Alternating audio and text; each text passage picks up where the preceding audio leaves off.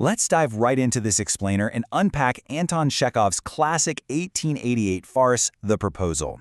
We're going to look closely at the story and the morale of a tale that, well, on the surface seems like a simple romantic milestone, but literally descends into absolute hilarious chaos in a matter of minutes. If you've ever thought modern dating or family gatherings were stressful, oh man, just wait until you see how the 19th century Russian landowning class handled things. Today's explainer is structured into 5 distinct parts. We'll start with an unromantic proposal, then meet the characters, move into the petty arguments, uncover the underlying moral, and finally wrap up with a farcical conclusion. Part 1. An unromantic proposal. Let's look at how this highly unromantic, purely economic setup gets everything started. So, our story kicks off with a guy named Ivan Lomov arriving at his neighbor Stepan Chubukhov's house, and he is dressed to the nines. We're talking formal evening wear, a swallowtail coat, white gloves, the whole shebang. Why?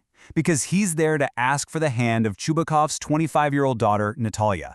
But here's the catch, and it's a big one. This event is driven strictly by economic sense, not romance. Lomov actually gives himself a little pep talk before she even enters the room. He rationalizes that, hey, he's 35, he really needs a quiet and regular life, and Natalia is well-educated and a great housekeeper. There is absolutely zero mention of passionate love here. It's entirely a practical transaction to merge 2 wealthy neighboring estates. Moving on to Part 2, Meet the Characters. To truly understand why this straightforward marital request goes so horribly wrong, we've got to examine the psychological profiles of our 3 characters. It is a seriously toxic mix of personalities. First up, Ivan Lomov. The guy suffers from extreme neurotic anxiety. He's a total hypochondriac who complains about heart palpitations, a twitching eyebrow, and this weird pulling sensation in his side the very second he gets stressed. Then, we have Natalia Stepanovna. She is incredibly anxious to get married and secure a good match, yet she is intensely stubborn and fiercely argumentative. And finally, there's her father, the elderly Stepan Chubukov. Now, at first, he's absolutely overjoyed, kissing Lomov, calling him an angel, but we quickly learn he is incredibly short-tempered and super sarcastic. You put these 3 in a room together, and an explosion is absolutely inevitable. Part 3. The Petty Arguments. Let's see how these deeply flawed personalities completely derail the proposal into absolute chaos. The rapid deterioration here is just wild. Minute 1, Lomov is so nervous he can't get straight to the point. He beats around the bush with this long, rambling speech about how long their families have known each other. But then, he casually mentions a plot of land called Oxen Meadows. And boom, instantly Natalia interrupts. She claims Oxen Meadows belongs to her family, not his. By minute 5, a formal marriage proposal has devolved into a screaming match over a patch of dirt. By minute 10, they are hurling insults. At 15 minutes, after Lomov is kicked out and brought back, they start a vicious fight over whose hunting dog is superior. And by minute 20, Lomov experiences a total physical collapse. The craziest part is they don't just argue about land and dogs, they get deeply, viciously personal. Instead of exchanging sweet nothings, these characters hurl wild insults at one another, completely forgetting the romantic proposal they're supposed to be negotiating. Chubukov calls Lomov's grandfather a dipsomaniac, which is basically a fancy word for a drunk, and claims his aunt ran away with an architect. Lomov fires back, claiming Chubukov's mother was a hunchback and his family is guilty of embezzlement and bribery. The sheer venom they spit at each other while supposedly trying to unite their families, it's the brilliant comedic engine of this entire story. That brings us to Part 4, the underlying morale. So why did Chekhov write this completely ridiculous scenario, and what's the actual morale here? Well, to really grasp the morale, we first have to understand the medium. Chekhov uses the structure of a farce, which is a comedy of extreme absurdity.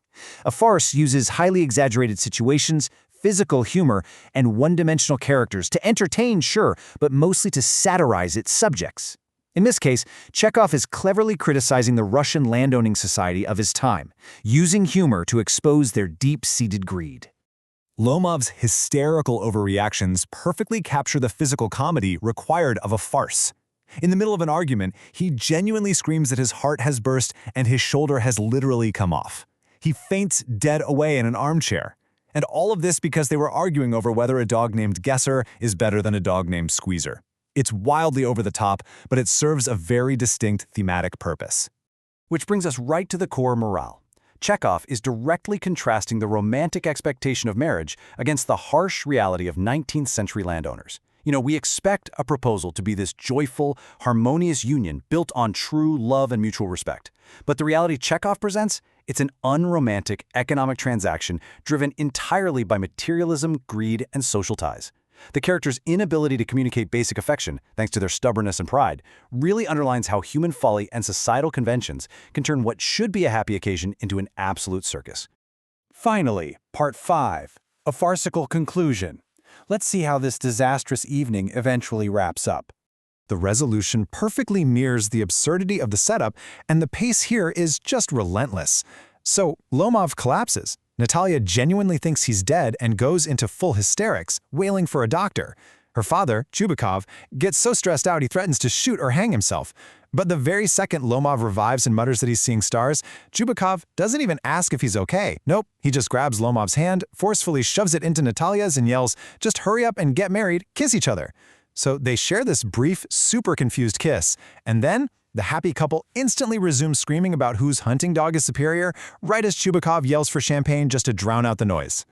As we wrap up this explainer, I want to leave you with a provocative thought to ponder. Chekhov showed us a world where the desire for land and status completely overshadowed basic human kindness and romantic love, turning the whole thing into a mockery. Have we entirely outgrown Chekhov's 19th century satire, or do social and economic conveniences still secretly dictate matters of the heart today? It's a fascinating question, and one that makes the proposal just as relevant now as it was way back in 1888. Keep that in mind next time you find yourself arguing over something trivial.